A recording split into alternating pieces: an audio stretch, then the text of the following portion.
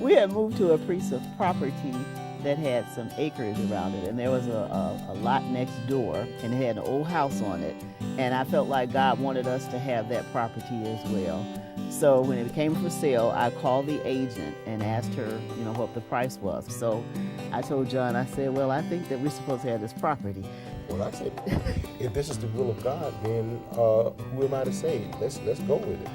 So we just let some time go by. And one day, Pastor Dollar, was one Sunday morning, he came in, and this was before he started preaching. It was like a word from the Lord. He said, but let me tell you something. Trust God. Trust God. Don't back off your praying. Don't back off your confession. Don't back off your giving. Don't back off walking in love. Because listen, I've seen God show up in the midnight hour, right when everybody else said there's no use.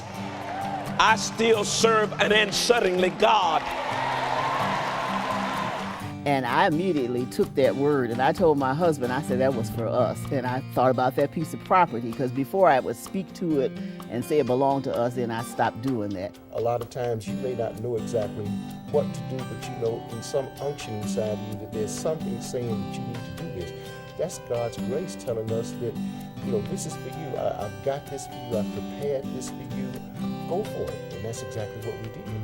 So I made an offer, and we didn't offer on the house before because we knew that that was not the price that we were supposed to pay for that. I felt like, we were able to pay cash for it rather than maybe having gone partly in debt. I got the property for $100,000 cheaper than what they had planned to sell it for. And I just praise the Lord, because I know that was God's will for us, and He has enlarged our territory. The word says in 2 Chronicles how we're supposed to, if you believe in the Lord, you'll be established, but if you trust your prophet, you're going to prosper. And that was what we held on to. We believe that God gave Pastor that word that time, and we just took it for us. And, it just pays to listen to the man of God. All I can say is that our man of God, Dr. Dollar, has been truly anointed to give us the word, to feed us the word, and to live the word.